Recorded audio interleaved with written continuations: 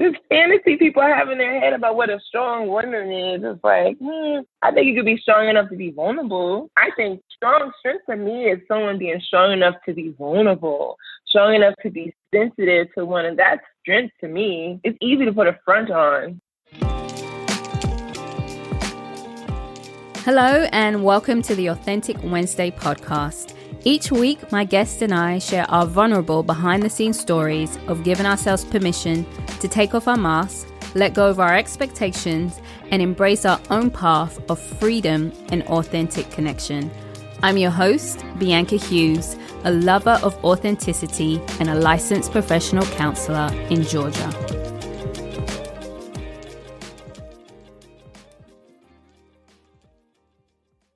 Hello and welcome to episode 17 of the Authentic Wednesday podcast. I'm so excited to have you here. Thank you so much for listening and thank you so much for sharing the podcast. I always appreciate your feedback and your comments and your questions. So today I have a special guest on the show. Chimere Faulk is the owner of Dr. Locks and the natural hair studio based in Atlanta. She originally became known as a natural hair lady for her skills as a natural hairstylist and loctician in the Atlanta area. Chimere started making the Dr. Locks formula in a natural hair studio back in 2013. Her goal was to create a product to fix one of the most common problems with natural hair products, which is buildup in the locks. Thus, Dr. Locks was born. The Dr. Locks line offers solutions for the lock and dreadlock community and gives everyone the chance to experience beautiful and healthy natural locks for life. Chimere sees her whole life as her passion. She's a lover of experiences, especially when it comes to the service of other businesses. Her mission in life is to show people that they can and that it's possible. A fun fact, she never wanted to do hair for a living. Her goal was to work in an ad agency. So let's go ahead and get into the conversation. So hello, Chimere. I'm so excited to have you on the Authentic Wednesday podcast. How are you? I'm doing great. How are you doing? I'm excited to be here. Well, speaking with you. Chimere is like, it's a gem. She is, gosh, I can't think, maybe it's about 3 years since I've known her, but she originally started off with my stylist. So let me tell you something, ladies. I'm just going to talk to ladies real quick. So you know when your stylist leaves and then you have to find a new one? That's not a good experience. When you found one. Anyway, so mine left and I found one, but I was determined to find someone close to where I live and I found Chimere. Couldn't believe it. And so she originally started off with as being my stylist and now she's my friend. We enjoy our conversations, our walks and things like that, but she's just amazing and I'm just so glad you're here. Yeah, my reflection. So first question, and my favorite question, what does authenticity mean to you? Authenticity means being vulnerable to me, allowing myself to be vulnerable and being my true self. I don't know how many other questions related to this we'll be talking about, but that's a very interesting and important question to me. That word means a lot to me over the past maybe recent years. I'm realizing I haven't been as authentic as I needed to be. But yeah, being vulnerable and it's freeing, but I feel like sometimes we think it's really hard. I feel like a lot of people aren't being their authentic self. So everyone else puts a face on. So everyone's having a face, But as I've taken my mask down and peeling things off, I'm finding I'm attracting people like that. So to me, it means being vulnerable. And vulnerability means getting to the core of myself and letting that show, so. Gosh, you said so many juicy stuff. So first thing, you said you wasn't always authentic. Tell me what it was like not being authentic. Well, I could tell you about it now that I'm realizing what was going on. I never knew I wasn't.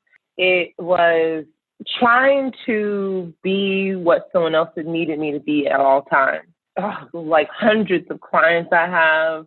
I think I got my practice there, being what my parents needed me to be, being what my friends needed me to be, And it was exhausting. And then not knowing, I think I finally had my breakthrough when I had a breakup, and I started going to therapy, and just being around friends that saw, and just with my real friends that could see that something, I had a couple of faces, and they saw through that, and just pulling it out, and realizing that it's okay, that I could be like, people can appreciate. It was just interesting. So it was like just growing up with my parents. No one was that emotional. I was like the only emotional person growing up. And my parents are awesome. I had an awesome upbringing. But it was just more so be tough. Like I was the child that was crying about everything. And I mean, even if it wasn't sad, I was just crying, just explaining myself. And my parents didn't understand that. So they would see it as a weakness. So I was taught that me being emotional was a weakness. And that's what I heard all my relationships. Stop putting your emotions on your shoulders. You're holding them like, and I was like, what am I doing? So I tried to get tougher and tougher and tougher. And I don't think I was being tough. To me, it felt like that by sounding like I had a hard edge, you know. My family is from up north, so sounding as up north as possible. But I think looking back, I feel like I was confusing a lot of people, because I think they felt my sensitivity, and they probably needed that about me. My new thing now is that the world needs a me. The world needs a you. The world needs whatever you are. And so back then, I feel like I could have had better relationships had I just been more vulnerable. But back then it was, I didn't know I wasn't being vulnerable. I was, you know, being myself. So I heard that a lot back then, and I never really understood it until my breakthrough was when I was sitting on my couch and I had gone through a breakup and I had started therapy, and I was trying to act like I was okay. And my friend Denisha told me, Chimere, and I started like talking about something, and then I was like quivering up, and she was like, Chimere, it's okay to cry. And it was like, wow, like she's giving me permission. Like I felt like, wow, I could cry. And and then I just decided, okay, I have to cry right now. And then I cried, and it was okay. And then I can come out of it. And she said, Chimere, as long as you know you're down and you have this, you decide when it's okay to get up. And I was like, wow, like there's a down and an up. Like to me, it was like, you're up, you're good, you're entertained, you know, I'm on. Like Chimere, the hairstylist, Chimere, the charismatic one, Chimere, the person, the Chimere. And when she told me, she felt me. She's like, Chimere, it's okay if you need to cry. And I was like, wow. And I had permission to cry. I gave myself, so after that, I continuously gave myself, if I ever felt like I needed to cry, I heard her voice. Still to this day, I can hear her voice and say, it's okay. And I just would cry, and then until I can't cry no more. And then I knew, okay, you're down. Then now you got to pick yourself up.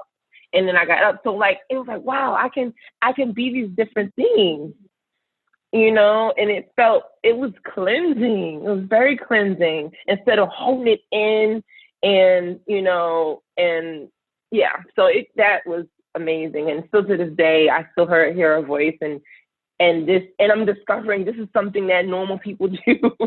You know, you can like, wow, like you could cry, and because my parents, and I love them and I forgive them because they did their best. You know, like, why are you crying? We talk about these things now. It's so beautiful and healthy, where they didn't understand that their generation, they were like, you put food on the table. That was how I show you love. And, you know, they didn't understand this crying thing, because my mom, she don't remember how many times she ever heard her mom tell her, I love you, or hug. You know, that's the way and then my dad, you know, they were probably somewhat a little bit more emotional, but it wasn't a whole bunch of as many kisses and hugs and I love you I give my children. It was completely different. So Wow. Yeah. Mm-hmm. That was so beautiful. It's amazing how powerful what happens and how powerful is when someone gives us permission, or we Mm-hmm. give ourselves permission. And yours breakthrough was you have permission to cry. Mm-hmm. You have permission to, I talk about this, I have the course, permission to be you and thrive. You had Mm-hmm. permission to be you, and you were that emotional person, the sensitive person.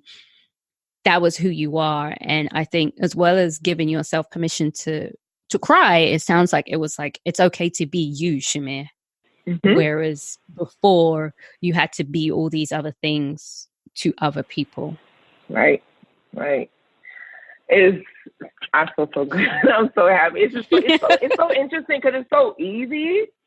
And even I caught myself with my children. I have a 10 and 11-year-old, two girls. And because back then I remember you needed a reason to cry, or everything needs to make sense. And yeah, it has to make sense. So I caught myself, healing is through your kids too. So like my daughter, she's going through hormonal stuff, and she comes home and she's like, Mom, I need to talk. And she's like, I'm just sad. She didn't even know what to say, but she just needed to cry. And let's stop from there. So let's back up a year ago, maybe 2 years ago. My daughter and my friends sit on the couch, and my children are in the living room, and a movie comes on. My daughter watched this movie plenty of times. It was Gabby Douglas movie, and she loves to do gymnastics, and so she hadn't taken a class in a while. So she comes to me, the movie's over, and she just starts to cry on my lap. And me, I'm like, I'm going into like my father's mode, which is, why are you crying? I don't understand. I can't be vulnerable to you until I understand why you're doing this. And so my friend is like, come here, Imani, and she hugs her. And it made me feel bad as a mom. I'm like, I want to do that too, but I need to understand why she's doing this. And then she's telling me, and it doesn't make sense. I can't be open to doing that because what you're doing doesn't make sense to me. And so me and my friend talked. She's like, Chimere, whatever she said, it made sense to me. And it made me made me think about myself more, and if I'm turning into my parent. And so fast forward, it happens, and my daughter's now coming home from school, and she's hugging me and she's crying. And I just gave her the biggest hug. In my mind, I said, never mind why she needs to cry. My baby needs to cry.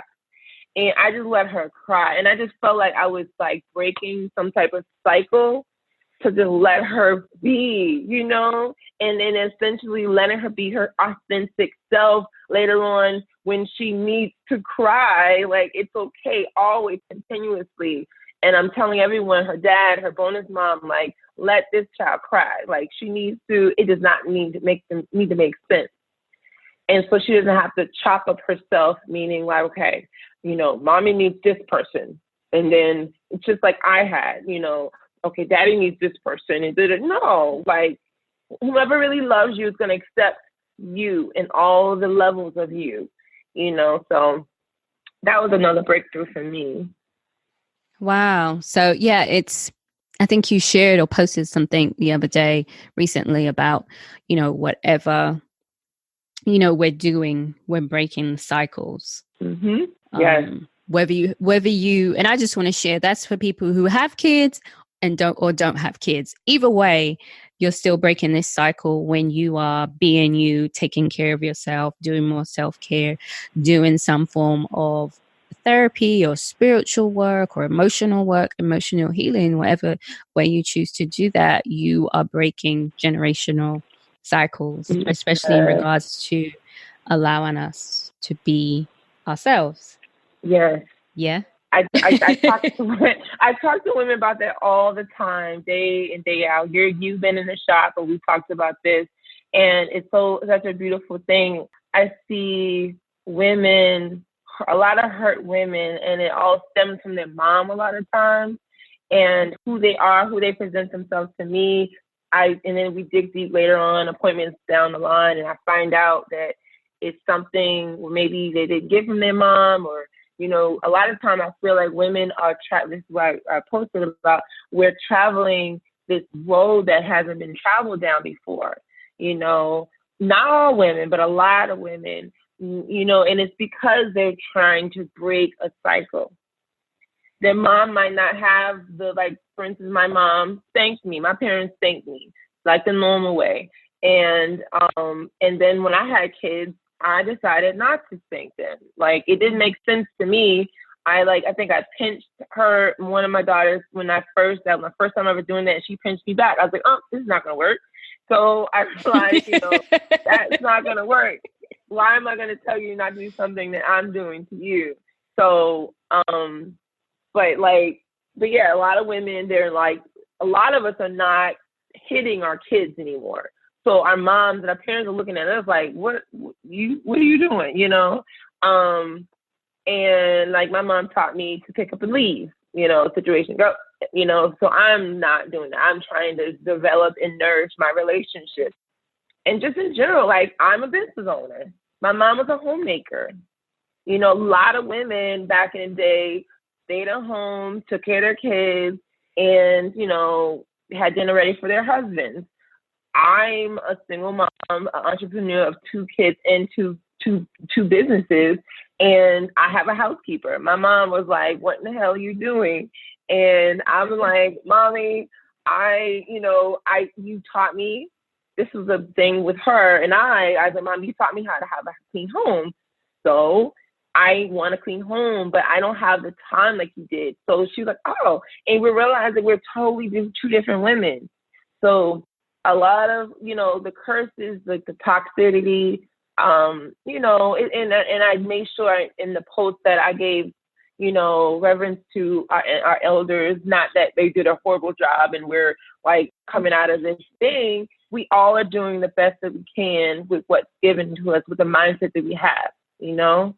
Exactly. I talk about that often when I have the clients. Like, it's not that your parents are bad. It's not that they didn't love you and things like that. They literally did what they could at that time. Exactly. And it was, you know, we always have to think about intention. So you mentioned, of course, you know, being a business owner, you don't say single mom. You say, how do you refer to yourself?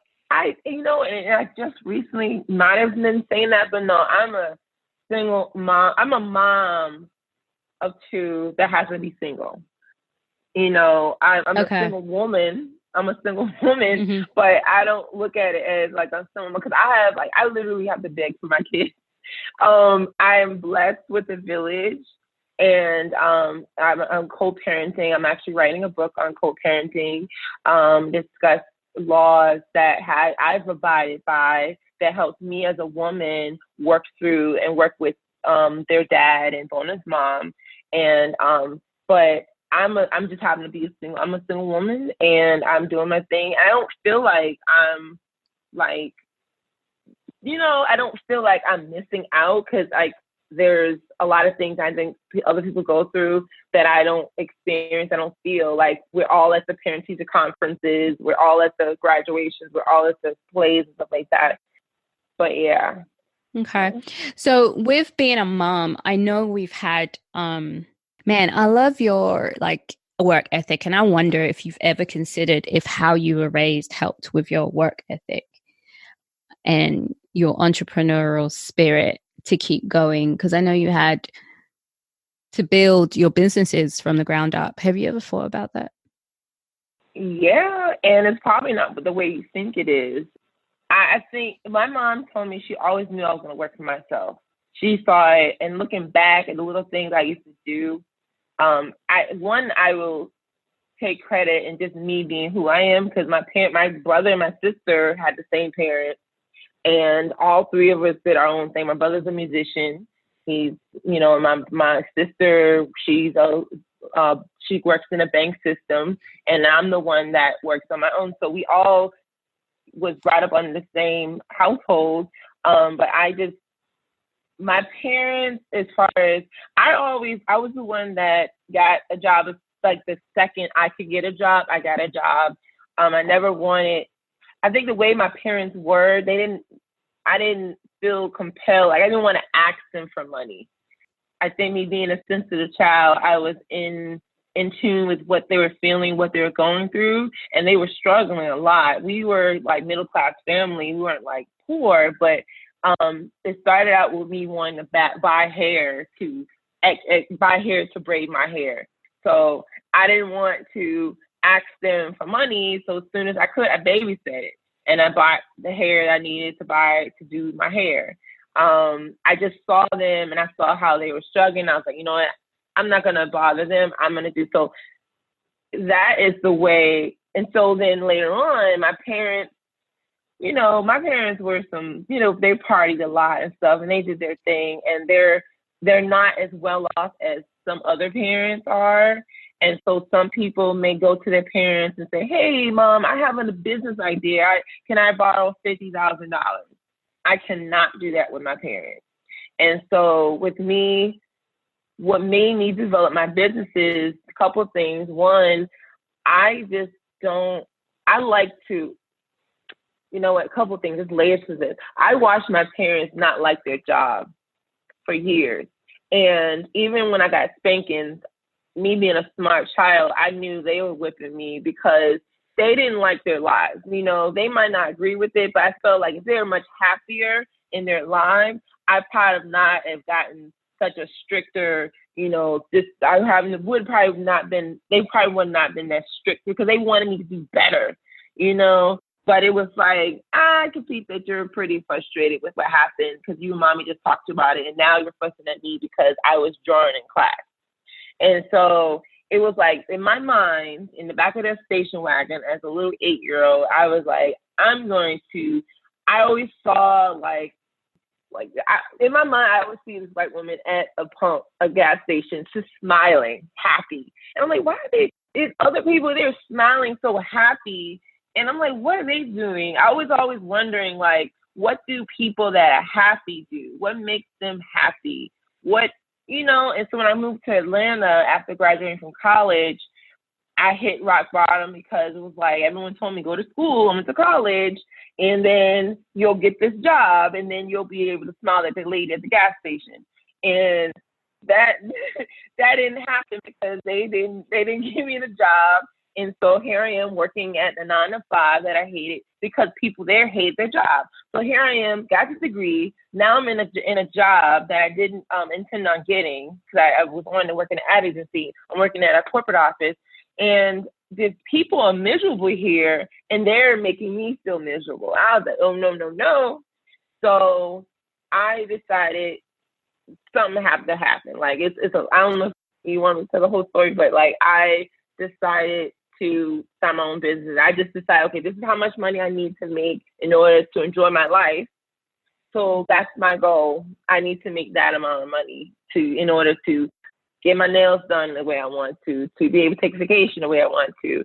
And it's a whole story up to that point, but that's where and then like to this day, like I don't have anyone to depend on. Like my parents are there emotionally for me. They're so emotionally supportive and so like my cheerleaders, but financially I'm by myself, and I wanted to be, I had children starting at 27. And at that time, a lot of my peers were still getting their second degree and third degree and, investing into their career. And I didn't intend on that happening, but it happened. I was like, all right, so let's make some lemonade, So I was like, all right, they're going to be with me and I'm going to make this thing happen, So I was determined to be successful because I didn't come from a one-parent household. I came from 2 parents. So I didn't know how to become a single mom, and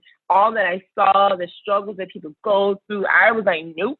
And I'm heavily into the law of attraction. So I was like, I saw where I wanted to be, this successful woman with a business or two, and me and my kids smiling, and we're enjoying life, and we're going on as if nothing ever happened, So would you say you're where you are now is what you imagined? Yes. It makes me realize that I have so many superpowers, and there's so many other things I want to do now. So it's like, wow, like it's literally, I always refer myself, and me and my kids, we refer ourselves as Chimeres. So it's like, I have these powers that come out my belly, and I'm like, okay, let's beam them out. I'm exactly like, it's creepy. And now I'm like, well, maybe I should put a husband in it, and then make this thing happen and think about that. I never thought about that part. I just knew me and my kids. So cool. That's so funny. You do this thing though as well. I don't know if you want to share about when you drive down the street. Oh yes. I love sharing. I share anything. So the law of attraction is happening regardless if you understand it or believe it or whatever. It's always happening. It's just like the law of gravity. And so I was probably around it was my new single momness, whatever you want to call it. And I was like, all right, so so there's a couple things I did it for, but this is what I do like quarterly. I'll get on the highway and I will roll down my windows and I will scream and yell affirmations in present tense. The reason why I yell it is because I like to feel the shiver. Like I want to it's like shaking my body up. And, most times you yell in the middle of the street or in your house, people don't look at you, So in my theory is that if you really are sick and tired of being sick and tired, you're going to do whatever it takes. And so at some point years ago, I had this car that I really, really didn't not like. And so I used to rent zip cars, and I would get in a nice zip car that I really, really liked. And I would use that car just so I can smell the way of a new car smells. And I would do that. And I wanted a white Lexus. And I would do that. I would just grip the steering wheel. I would close my eyes when it's safe to close my eyes on the highway. And then I would just scream it out. I was screaming out loud. And then a couple weeks later, I ended up getting into, not while I was closing my eyes, I ended up getting into an car accident with the car I didn't like. And it was totaled. I was safe. But because I'm crazy, I was like, wow, I did not intentionally do this. This happened. But I got a white Camry instead. And so I feel like only because I probably felt like I couldn't get one. I probably could if I believed I could. But I got that. So that's what I do with a lot of things. And I remind, because I feel like when I'm in the shop, I'm optimistic about everything. And because my mom is extremely optimistic. That's how she raised me. So I tell people, think about this, think about it. And then I feel like people go in the car and they're like, okay, Chimere said to think positive. And I always take what people do later on, and I talk about that because I want it to really simmer. And I say, you're going to get in your car, and your heart and your mind are sometimes talking different dialogues and talking different things. So sometimes when someone's telling you to be positive, your heart is going to be like, girl, please, whatever. And then your mind is like, okay, let's think positive. Okay, what is it I want? I want a new car. Okay, that's your mind. And your heart, like, really? Your heart's always kind of harder to convince. And so people that make wars know this as well. That's why there's certain events that happen that make us feel like, yes, let's do this for real, because now you got my heart. I digress. So so back to that, like what I suggest is people putting on good music, putting on comedy, because your heart cannot deny how it feels. It can deny what it thinks, but that's what your mind does. So I have this tattoo on my wrist, and it says mind plus heart. And my reminder for everyone is to always keep those two tied together. Try to keep them working together. So your mind is thinking something, okay, yes, yes, yes. And then your heart, this is what I've done when I'm sad. I always go and I watch a lot. That's one thing a lot of people don't know about me. I watch a lot of stand-up comedy, and or I'll listen to good music, like old school. Right now, I've been listening to a lot of old school music. It's very nostalgic. And so your heart is like, oh, you know what? I don't know what you're talking about, but I'm feeling that. And then you're like, all right, got you. And then, and recently I learned about a third part of your body that you need to pay attention to, which is your gut. And this gentleman told me that it's not by coincidence that your intestines look like a brain, a big brain. And so your gut is another brain. And that's another nugget that I've learned recently is to my gut. Your gut is always talking to you. We just have to train ourselves to listen to our gut about certain things. Okay. Wow. What happens when, I know people will say this and be thinking like that, yeah, whatever, Chimere, blah, blah, blah. So what happens when you don't feel like doing that? It's real. I mean, people are like, what do you do? Have you ever felt like not doing that? Have you ever felt like not being positive or been tired of being positive or? Yep, absolutely. And I call my friends and I cuss a lot. I cry. There's snot boogers everywhere because they know who I am. I have people that I trust that I can call. I know I can call you and I'm going to be like, because they know my core. They know I want to, but we're human.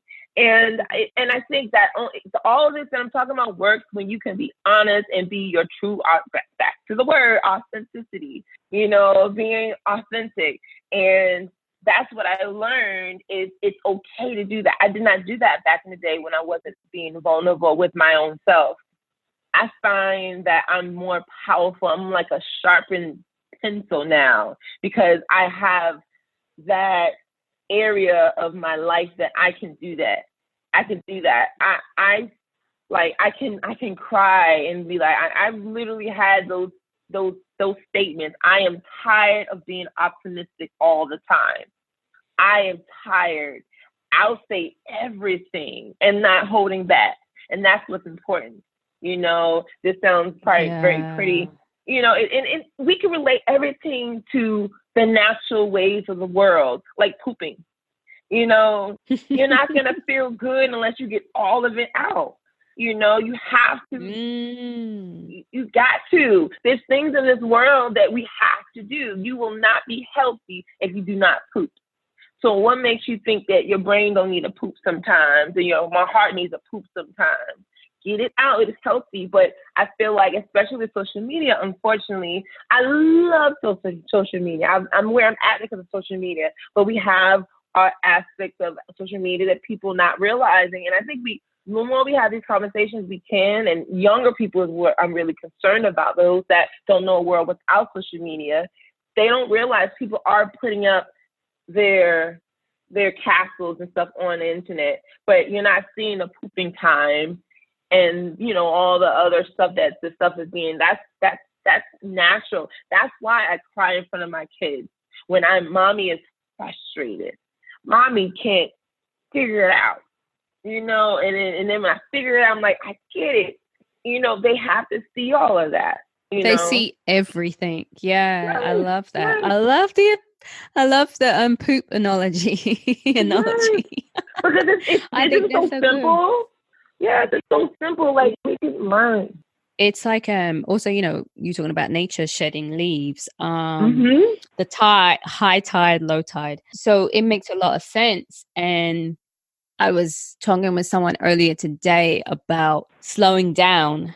And when they slowed down, they were anxious and they were trying to, they knew it was a moment and they wanted to get rid of the anxiety. And I was like, well, no, you can't focus on getting rid of the anxiety. You actually have to kind of feel it for a moment, and you have to kind of sit in it. You can't just be like, oh, I just want to, just get rid of it or go through it. Switch it. Yeah, you've got to go through it. And so thank you for sharing and being honest and saying, yeah, I don't always feel like being optimistic. I think it's kind of like when I say, I don't always want to be strong. Can you do this for me? I don't, Right. like, that's tired. It's tiring. Right. I'm tired. I don't want to. Exactly. Yeah. And that's okay because that's human. Girl, Yeah. especially as far as mom. Oh my gosh, I love what I do for a living. I get to talk to these women. Like, there are times that I'm going to get takeout, and I will make sure my kids, they're big girls, so it's like, all right, you had dinner. I'm going to bed. I'm tired. Like, I'm not going to be like this, nanny woman that's like, okay, bedtime story. I'm tired, and they understand that they've known me, since the beginning of life. So I've always been that part of them. I've always been real. I feel like I've been real with my kids and part of the world. And I'm tired. Even with dating, I feel like sometimes men that may not have they might not have understanding of what's real. Like, the common question a guy might ask is like, do you cook? And I love that question because it's like, it's frustrating, but let me break this down to you. I am working from this to this. I need to eat, but I'm tired. And, you might have this thing about me, what you think of me, but I am a human and I just want to be fed and I want to go home. And, so I might go and pick me something out. I have no never mind about not cooking every single day. Like, I cook as much as I can for my kids, but the weeks I don't have them, because I have them every other week, I have no idea. I have PF change right here. It is what it is. Well, I'm with you on the cooking thing. Hey, for all those who want to know, do I cook because I need to eat? Do I want to cook? Not really. Yes, no. It's this fantasy people have in their head about what a strong woman is. It's like, I think you could be strong enough to be vulnerable. I think strength for me is someone being strong enough to be vulnerable, strong enough to be sensitive to one. And that's strength to me. It's easy to put a front on. Yeah. What was your front? What was your mask that you used to wear? Do you have a name for it? Murder Mirror. What? That's literally a nickname of mine. My nickname is Fear. But like, just being like gangster, like everyone that calls me that, they know I'm so not gangster. That's the funny thing is, it's kind of like a funny, not real situation. And I got that name when it was when I was separating from their dad, and everyone around me, my in-laws, I think they normally can't call me that, and they say it jokingly because I've always been this sensitive, mushy person, but I think I put on this, we gonna get this money and da da da da, and I'm just gonna this gangster boo is more so like, and that is who I am too. Like, let's go. But I think people enjoy that sensitive part of me that I didn't think they did. Like, it's like it now I'm like, okay, it's okay to do that, but it was more so, I don't have time to be emotional. We got to get this money. And because to me, that's what gave me happiness, because I just wanted my rent paid. At the end of the day, I tell people the secret as far as why I started everything was I just wanted to be able to pay my rent and not have to struggle about that every month. And it was like, I didn't have no time to be emotional, because that's what my parents said, that, you don't do that. Like, you got to get this money, So yeah, this is more gangstable, and the name is Murder Mirror. And, but now, it's funny. I feel I don't have any regrets, because I feel like how I feel is very impactful now. And I feel like I'm in a space to help a lot of people around me, because I wouldn't understand who I am now if I didn't go through what I went through, who I was. So I love all of the aspects of me. But yeah. So. What is it like now being you? Or shall I say embracing you?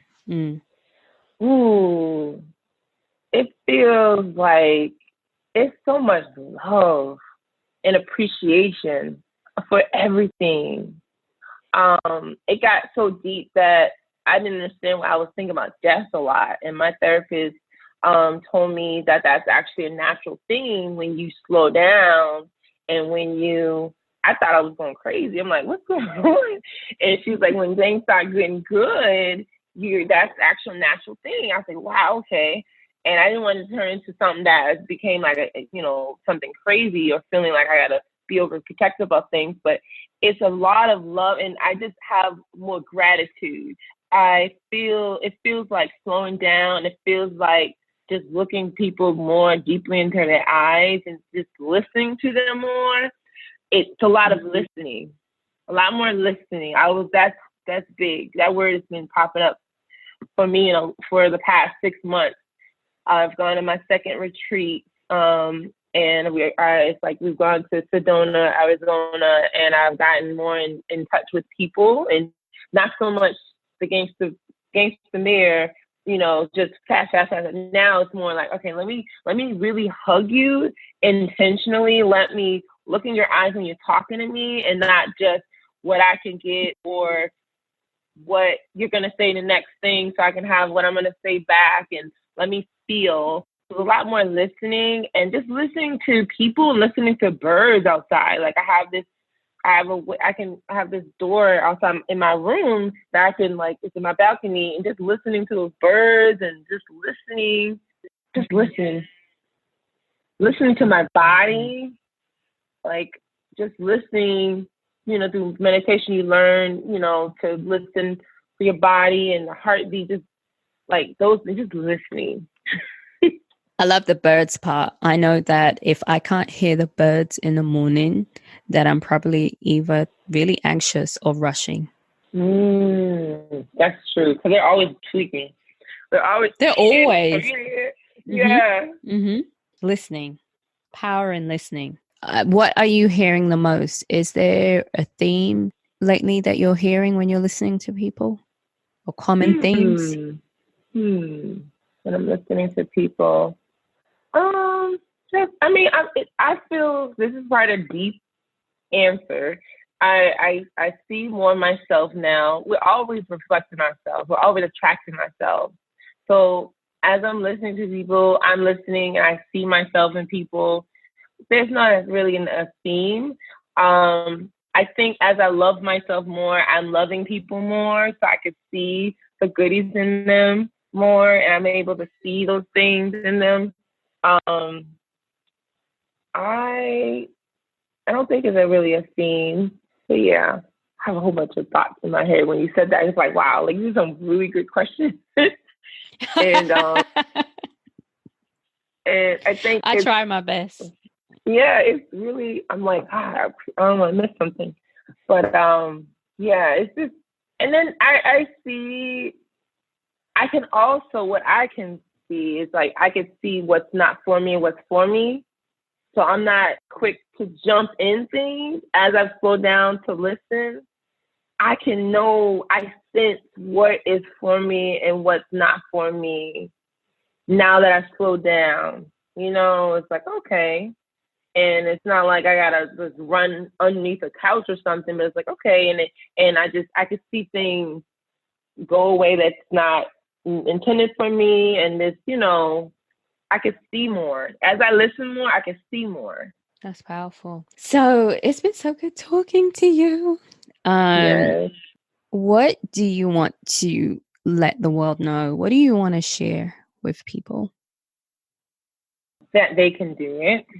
My name is Chimere, and it's Igbo. It's from the Nigerian tribe. I found that out when I was in college. The woman told me to find out what my name meant. I went to the library. I looked it up. In French, it means a pipe dream. I didn't like that, so I went on with my life. A couple weeks later, an Igbo woman was tutoring me, and she told me my name means the Creator has done it, or a miracle. So after that, I felt like I was like, wow, I didn't really understand. I got it. I loved it. I cried. But as I live on, I'm doing hair, I'm touching people. And I hear feedback from people, and I realize what I do is to let people see that they can do it. And it's not by coincidence my parents named me Chimere. God has done it. And I feel God works through us, in us, through love. We can connect no matter what religion you are.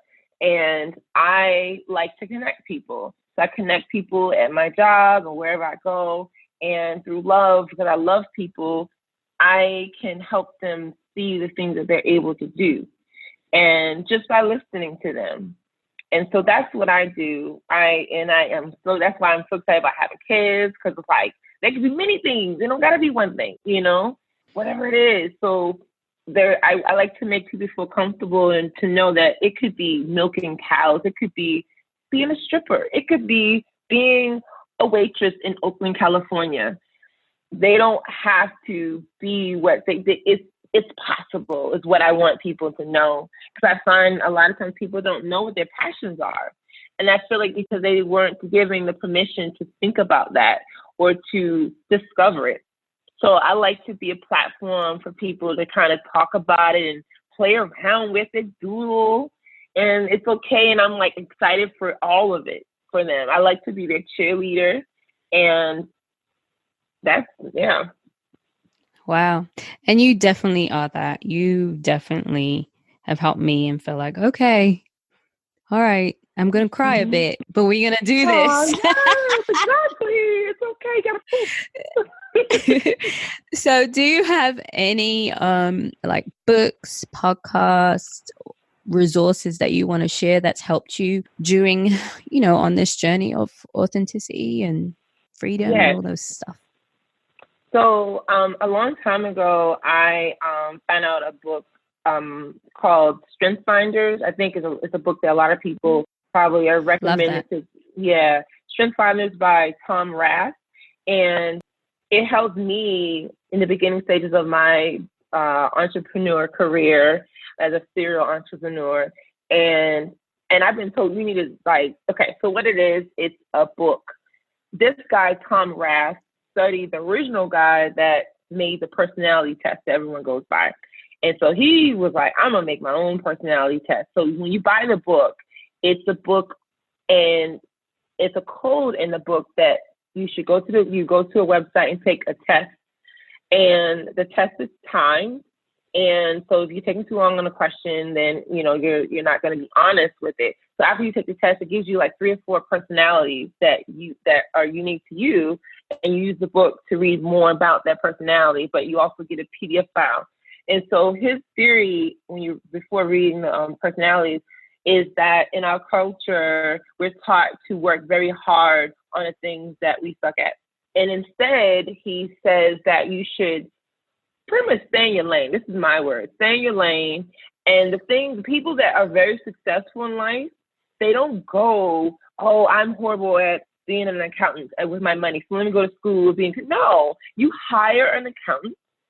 All the things you're not good at, they focus on the things you do excellent at. That's how you move mountains.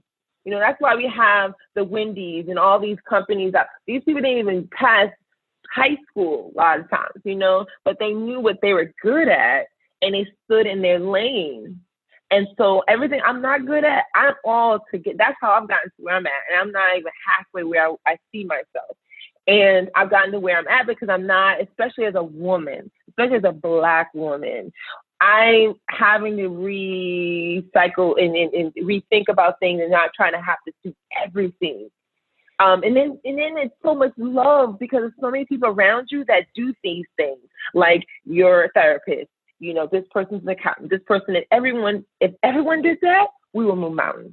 So that's what he's about. It's like not having, it's not nothing wrong with going to school and try to perfect something, but don't let that hold you back. And so the intro of that book meant a lot more to me than the personalities. And so, I recommend that book to someone that is trying to find out who they are. And then actually it'll tell you if you get other people that you're trying to make a team, you're trying to make this team, have them take that test as well. So you'll know who your game players are, And then currently I'm reading Onward by Howard Schultz. And Onward is about the owner. He was the CEO of of Starbucks. And I'm not sure if everyone remembers, but Starbucks had a time period a couple of years ago where it was closing down. They were closing out a bunch of Starbucks. And I don't think a lot of us were concerned because they're doing fine now. But it talks about what happened and how after they were closing and they weren't doing so well, how they went onward. And so he actually stepped down from being a CEO and he hopped back in, and then now the business. So I'm not interested in people, let's start a business, or am I courageous enough to do it? No, I'm interested in businesses that are huge and how they keep going, and how they maintain that. So anything else? Or is that those sources? That's just about it. And just listening to God. Where can we shower you with love and gratitude? So I have two. Well, you can actually. My name is Chimere Faulk. I have an Instagram on there because I'm actually coaching. I coach people with business as well. ChimereFaulk, Chimere Faulk. My two businesses are naturalhairlady.com or Natural Hair Lady on Instagram. And I actually share that business with my friend Ebony Ricks. And then the other business is Dr. Locks. So that's DRLOCS. And that's everywhere online, drlocks.com. It's a product line for the lock community that I make myself in my house. And Natural Hair Lady is a salon that provides excellent service, an awesome, good feel environment, and your hair looks cute and healthy. Yes, and I can attest to that. And the conditioner of the Dr. Locks is my addiction. So it's a great product. For those who don't know and haven't seen pictures of me, I have locks, and it is my favorite product. Thank you so much for being on the podcast. I love the opportunity to talk.